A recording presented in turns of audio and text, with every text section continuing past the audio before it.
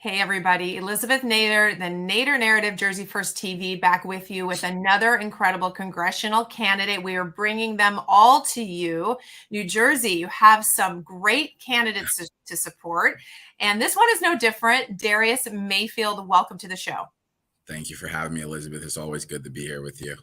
Thrilled to have you. You have a lot to say. You're running in District 12. And first, we want to thank you for throwing your hat in the ring and tell everybody why do this, because this is no small thing, Darius. This is a lot of work. It's a commitment. You have to be disciplined. It's a sacrifice. So why are you running for Congress? Yeah, I think sacrifice is probably the biggest word there. I have sacrificed a lot that people don't even understand or realize. Sometimes when you get those comments on social media where people are just like, no, he's a grifter. He's just doing this for money. I'm like, what money am I making? I wish I was doing this for money, right? Good But luck. people just, say things sometimes. But, I left my career to do this, a very lucrative career. In fact, I like to remind people that God willing, even if I win this seat, I'll be making less money than I was at the career that I left to do this. So that's how important this is to me.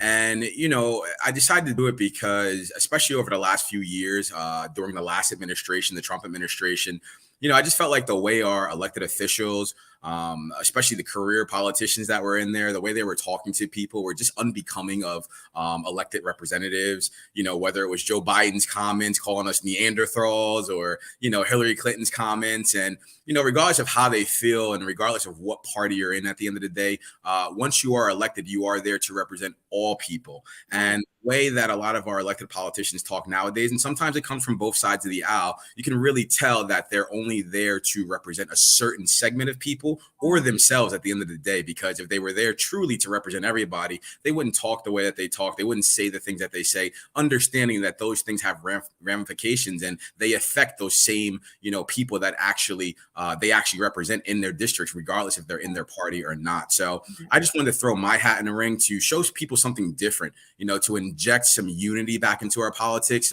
As you heard me say in my speech the other day at the Ladies for America First event, when I went to middle school, even living in South Brunswick where it was majority white people, I didn't experience, the racism that Democrats perpetuate every day. I was sleeping over at my friend's house, whether they were white or Asian, whatever the case is. And we all just got along and it was a good time. And some of those friends are lifelong friends and my friends today. So I want to make sure that there's at least somebody standing up to start representing that part of our country, that understanding of our country. And hopefully I can be one of those people that inject that back into our politics and get us back on the right track. Well, speaking of representing all the people, tell us about your district. It's special. Tell us kind of generally from a geographic standpoint what it is, but really who are the people in your district? Well, our district, you're absolutely right, is very special. It's probably the most Democratic leaning district in New Jersey. Hence why I probably don't have, too many primary challengers and things of that sort. Even though I like to think that maybe I just did such a great job and, nobody wants to get in front of me. But, I think it's a pretty tough district for Republicans. And I'm under no illusions. I understand that. This is the most diverse district in New Jersey as well. It consists of about 40% white people, about 23% Hispanics, about 20% Asian, and a little under 18% African American. So it's a very diverse district, as is New Jersey as a whole. As I started running, I started to find out so many different facts about New Jersey. Like, for instance, we have the second largest Cuban population in the country. We have the number one Peruvian population in the country. So this is a very, very diverse state. We also have the second largest Jewish population in the country, right behind New York City. So, this is a very diverse country. And I think people, when they hear me speak, when they see how I'm running my platform, they know that I understand that, especially running in the district that I'm running in. As I said, in my speech the other day, I'm cognizant of that. I want to make sure I'm putting forth messages and saying things that are going to unify us, not divide us, because it's very easy to, talk about whether it's the last administration and, a lot of different things. And me and you agree on probably almost every issue, but I understand running here in District 12 that there's a certain group of people here that I need to connect with, and I need to say certain things to make sure they feel like we're bringing them into the fold rather than continuously, be divisive like we see people like my opponent, Bonnie Watson Coleman, being, all the time. Everything she puts up nowadays is about race. I think I saw her put up a post today to remind us that, one of the GOP people went to a white nationalist event and things of that sort. So it's all about race, race, race. And they're talking about race while really doing nothing to fix the problems that affect those races that they claim to care so much about, which is that black and brown constituency. And at the end of the day, I believe us as Republicans, especially in New Jersey, have the issues that will do just that for those people. So I want to make sure they understand those things, but at the same time, not be so divisive where they can't even hear what I'm saying because they feel like, I just don't represent them. So this district is very diverse, a lot of business here, a lot of old business here, a lot of factories here. Well, there used to be in places like Trenton, like that. And of course, that's not the case anymore. But, it's a very, again, diversity is probably the best word to use to describe this district. Well, I've got to give you a lot of credit, not only for stepping forward and being willing to serve, but I think you do a very good job of addressing those different interests. And you've captured the attention of people across the state. You've captured the attention of grassroots. You're one of their heroes. What do you think it is about you and your message that gets people so excited, even national figures, to point at you and say, you're the future of this party? I think because I'm saying things that we all talk about, we all think about. And that's what it really comes down to. That's what the grassroots movement in New Jersey means to me, has meant to me since I've been a part of it. I'm very honored to, be upheld by grassroots organizations like that. I do wear that as a badge of honor. I talk about it very often. I also do have the support of some of the establishment and the things that they're doing. And I also take that with a badge of honor because I know there's not a lot of people that are able to do that and kind of, go between those two worlds. I see it every day. People are fighting all the time, from this side, that side. Don't take a picture with this one. Don't be with that one. First of all, I think they don't say that to me too often because I think most people know that I'm always going to be me. Right. No matter what it is, there's things that I've put out there that maybe some in the MAGA movement don't necessarily agree with, but that's how I feel. Right. There's certain things that I may put out that the establishment doesn't agree with, but that's how I feel. So I think people connect to me because they know I'm always going to be real. I think that's something that we've been looking for in our politics. I think that's what all attracted us all to somebody like Donald Trump, that no matter if you agreed with what he said or not, you knew he was telling you exactly how he felt, exactly how he saw things going, and people appreciated that. Nowadays, people want authenticity. That is the word of the year, authenticity. They want you to be authentic. And I feel like that's exactly what I am. I come from a different point of view as well, where, I really not only talk about unity, but I live it. I've lived it all my life, being born in the hood around nothing but black and brown people, to moving to the suburbs where I'm around mainly white people, to going back and forth to different places. So I've had white friends, brown friends, black friends. I've interacted with a lot of different people, a lot of different religions, a lot of different genders, whatever it is. And I've had nothing but positive relationships throughout my life. So I think people really just connect with my message. They connect with my authenticity, and they know I'm always going to be me and speak my truth. I'm not here to be a grifter or make money from politics. I don't even know how that's possible, right? That goes against everything that I stand for, especially with these career politicians in there, going in office as thousandaires and coming out as multimillionaires. Those are the things that we are fighting against at the end of the day. So I just think it's just that authenticity and people just knowing that I'm always going to be me. And I think they also see that I have a good heart. I have a pure heart. I'm not perfect. Nobody's perfect. I've made lots of mistakes in my life. I still continue to make mistakes. But the one thing I've always done, especially through this political journey, is I've never been afraid to talk about those things either. People know about my past and my childhood, the many things that I've been through. I don't take that as something embarrassing. I take that as a learning lesson. And for me, I'm here to uplift people that have been through things like that and think that they can't make it. And I'm here to show them that you can. Well, that's inspiring. And your authenticity and your transparency and your ability to connect with people as you go door knocking in your district, which I know you've been doing a lot of. You're a very hard worker. Everybody knows that.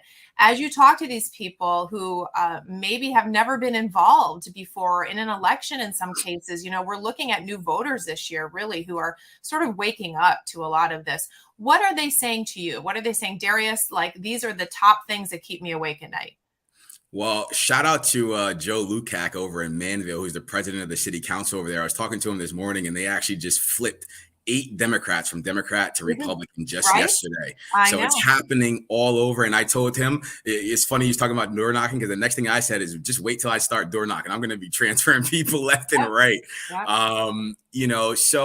What I hear from people, obviously I go to different neighborhoods. I'm in the suburbs one day. I'm in urban neighborhoods the next day. And, it's all the same. People understand what's going on. When I was in Trenton, New Jersey, about, I don't know, 3-4 weeks ago. I always say the wrong time because I'm doing so much, but it was probably about 3-4 weeks ago. I was out there and I actually joined a group of Democrats to protest the Democratic mayor out there in Trenton, because even Democrats are fed up with some of their Democratic officials acting like baby tyrants and just doing things without consulting anyone. Like the mayor out there put locks and chains on the park out there so the kids couldn't drive through and they couldn't go in there, but he never consulted the city council. He never consulted the school board, nobody. He just decided to do this. And people were very upset about that. One of the very interesting things that happened, I was sitting there talking to all the people there, and I was talking to this one lady, an older Black woman, and an older Black gentleman, and they started saying this to me. I didn't elicit this. I didn't start talking about it, but one of the first things she said was, we see how much Democrats are cheating and continuously trying to cheat. Now, again, I know what we were talking about before. I try to stick to the issues that are going to unite us. So, talking about that right now, especially in a place like Trenton, is probably not a topic that I would bring up at the point, because I do know how it's perceived and how a lot of people feel about that. But they made it a point to bring this up to me. After that, they also said that we also understand, and remember, this is older Americans, people that have been a part of the political process before. They understand what they're seeing. They understand what's going on. And they said to me afterwards, they said, we understand that Democrats bank on coming into this neighborhood of Trenton, New Jersey, getting low information voters to be propagated and emotional over the things that they're talking about and just vote for them just because. So people do understand this, whether they're Democrat, independents, or Republicans. People are ready for change. I would say in urban neighborhoods, I probably knocked on, let's say, 1,000 doors. Of those 1,000 doors, I never once had somebody say that they did not agree with my issues, whether it was school choice, whether it was term limits, whether it was criminal justice reform, whether it was lower taxes. Democrats, independents, Republicans, they all agree with these things. And I credit somebody like President Trump for even bringing criminal justice reform to the forefront of the conservative conscience. And now we can use issues like that to bridge the gap between us as conservatives and these Democrats, especially these Black Democrats that are at heart are conservatives. My aunts, my uncles, my grandmothers, they are conservatives at heart. Their values are conservative. They're all pastors. They all go to church. They're all ministers. And, they don't necessarily believe in things like abortion or want those things to happen. I know that. I understand these things. And maybe they can't always come out and say it. So I'm going to be the voice for those people and put these things and relay them in a way where they are palatable to people in these communities. And they understand that we are here to help you, not hurt you at the end of the day. And they recognize, which is something that they've been told the opposite of before, that they actually agree with you on a lot of these social issues. And I think we're providing a home for people who don't feel like they have one, whether they are Democrats or a lot of the independents, right, who actually do agree, in their heart on conservative social issues. So Congressman Mayfield, it's January of next year. What are your top priorities? There's a lot to fix in this country. So what are the top 3? Yeah, I would say the top 3 are, one, obviously school choice. School choice is, I believe, the defining issue of our lifetime, especially for Republicans. Republicans, obviously, depending on where you live and where you're running, because we understand that different issues affect different segments of this country. But I think that is a winning issue almost no matter where you are in this country, because, again, this is not something that just conservatives want. Independents want this. Minority Democrats want this, especially because they understand that this will mostly affect their communities and help their children, who I'm all about. I think school choice is the fastest way for us to uplift generation after generation out of poverty, out of violence, and out of failing schools. Education is the key. So education would definitely be our number one issue going to Congress. And right now we are working on actual legislation that will bridge education, housing and criminal justice reform together and show how those affect each other, and how fixing one of those things, especially starting with education, will affect the other ones, where we may not have to do so much and be so extreme in our approach, because we will automatically change the hearts, the minds, and the conscience of kids coming up in this country by making sure they get a proper education. I would say the number two on that issue is probably term limits.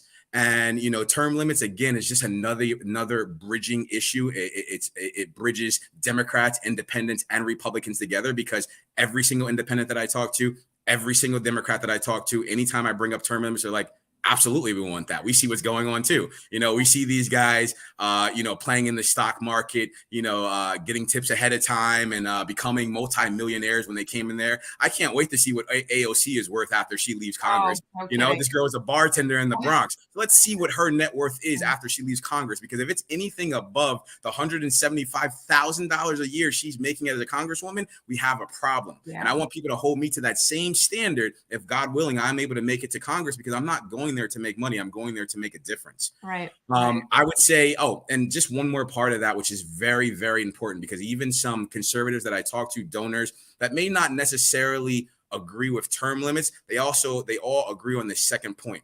If we're going to do term limits for Congress, it's just not for congressional elected officials. That is for their staff as well. Mm-hmm. That is very important. That's the second part to this that is very important, because if we put term limits on congressmen and congresswomen, it'll still be more of the same, because those same people that work under them and work for these different departments will be able to stay there and continue doing the things that they're doing. And in fact, my opponent just a couple of weeks ago, Bonnie Watson Coleman, actually called for staff workers to be able to unionize, which Why are we doing that? Why are we doing that? These are not supposed to be permanent positions. No. We don't want those things. So we're actually calling for term limits on staff at exactly the right time. I'm glad that it's exactly the opposite of how she feels, almost like everything else, because she also believes that we should make all drugs legal in New Jersey. Like, what are you doing? Like, who wants that? Who wants heroin and, crystal meth? Who wants those things legalized? And what purpose would that serve? Who would that help at the end of the day? And me and nobody. Right. But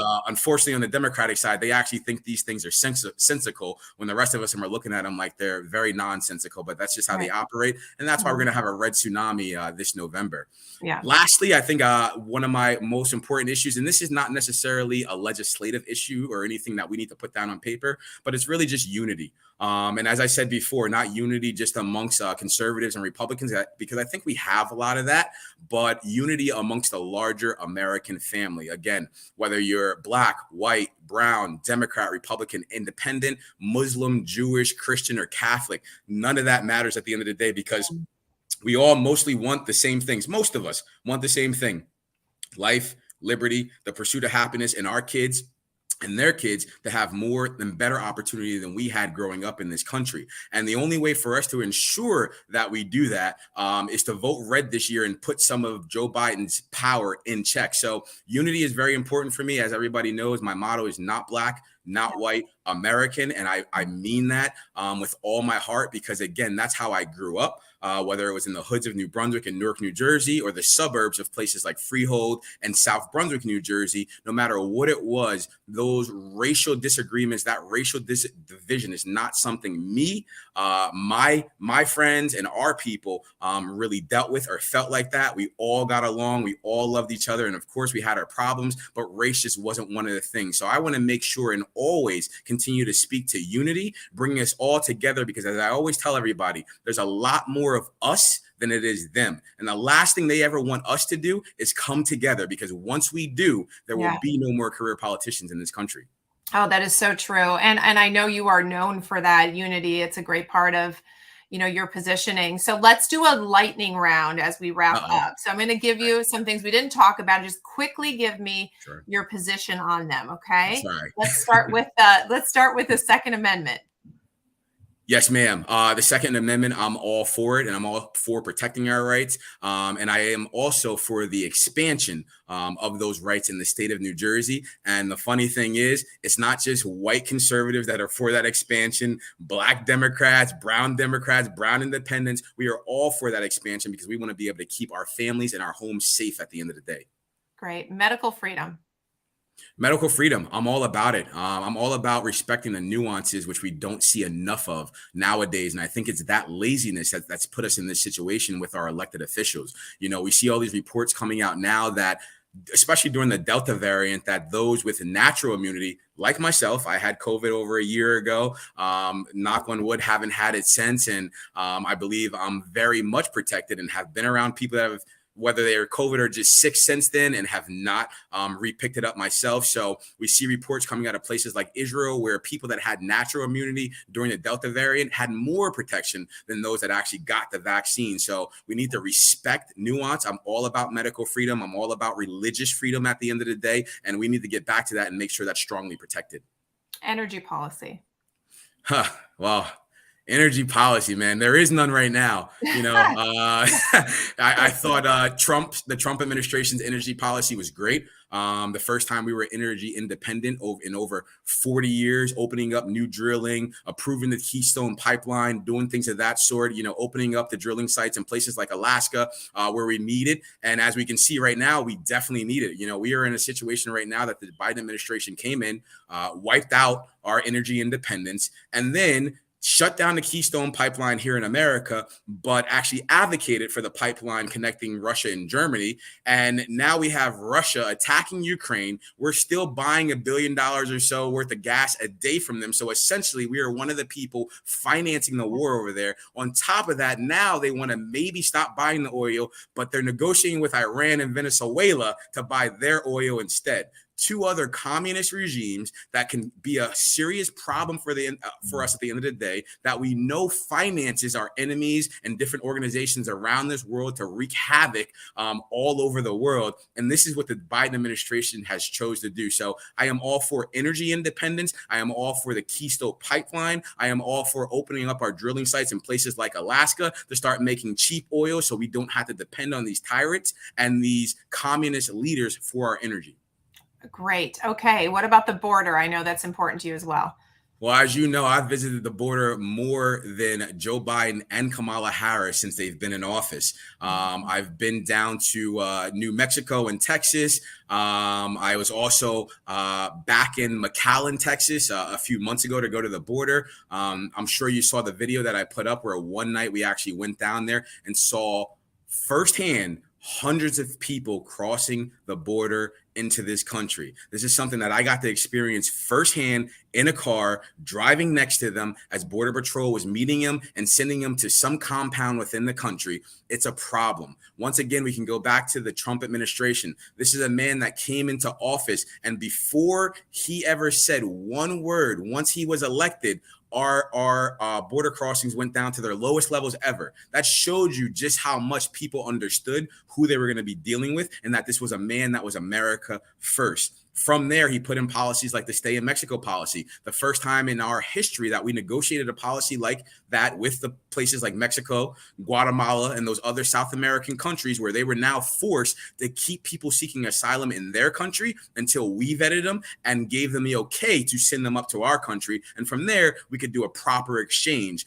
So we were never against people seeking asylum, but we wanted to do it the right way. So we made sure we didn't have people just bombarding our border. As we see, Joe Biden reversed all of those policies once again as soon as he got in. And as soon as that happened, we went from a president that had the lowest border crossings ever to a president that had 6, 7, 8 months of straight breaking records for the most border crossings of our lifetime, of the history of this country. And unfortunately, I don't think any of us understand or can see the ramifications of that next, but they're definitely coming, just like it's happening with our energy policy, just like it's happening with Russia, just like it's happening with our supply chain, just like it's happening with our food and our shelves being bare and things like that. So again, Joe Biden is just a gift that keeps on giving. But unfortunately, in these instances, this is not what we wanted to get. Not good gifts, but hopefully will help us in the midterm. So the last question I have for you is, how do you feel about our Constitution? Yeah, I think the Constitution is something that we need to abide by. I understand that when the Constitution was first written, right, for people like myself, we weren't necessarily thought of. Right. And I hear a lot of Democrats make that case. I actually seen somebody the other day start to make that case. And I agree. I understand that. But times have changed. When you look at that Constitution, when you look at the words of it, it doesn't say, just for white men or just for a white woman. It says every single person. And I think that's evolved over time. I think we've all come to that understanding. We have amendments to our Constitution because of that. And we've all come together, to some degree in this country to kind of overcome those things.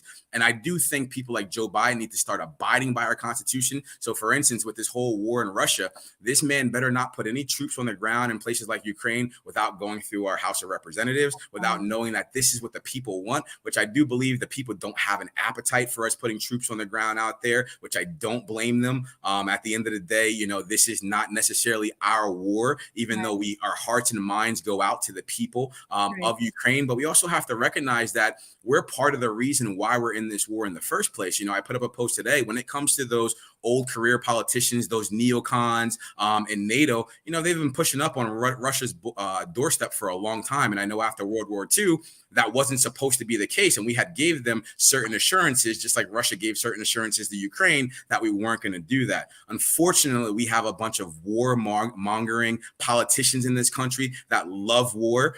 Even a war like this, which would be the most dangerous war we've ever gotten into if it was to go too far. But, so we have a hand in actually pushing Russia this far. And I'm not excusing their behavior at all, because, some people may take it that way. That's not what I'm doing at all. But I respect, once again, the nuances of situations. And I understand the nuance of this situation in particular, where we need to stop being the policemen in the world and, having our footprint everywhere and just start getting America right first. And that's why it is America first. So when it comes to the Constitution, I love what the Constitution says. I love what the Constitution is about. I do feel like the Constitution, especially nowadays, the way it's interpreted, is for all Americans, not just some Americans. And I guess the only thing I would amend is the 13th Amendment there, where they still characterize prisoners as slaves at the end of the day. But, that would be nice to take that out, right? Yes, ma'am. Yes, ma'am. Yeah, absolutely. Well, Darius, I have to tell you, what an incredible platform. You're working so hard. I want to give people the opportunity to support you, to find where you are. So share with everyone your website, whatever information you can provide. Yes, ma'am. I mean, Elizabeth, you can go right to my website anytime and just donate. 5,800 is the max. Anytime. You guys, you guys can follow me. You can always go to my website at www.dariusmayfield4america.com. And that's 4FOR. I'm also on Instagram, even though a week ago they restricted my Instagram page. So I went from hundreds of likes to about 20, 30 likes now for the next 90 days. But I am at Darius, the number 4 America. So that's Darius for America on Instagram. Well, you must be doing something right if they restricted you. So that's the measuring stick nowadays. Darius, thank you so much. Thank you for standing up in this district. I believe that you will do very well. And I know the state is behind you. So I'm expecting that a lot of people will continue to support you and show up. And November will be here before you know it. We wish you the absolute best. Thank you so much, Elizabeth. Always a pleasure to be with you guys in Jersey First. All right, Darius, thank you. And to my audience, share this far and wide.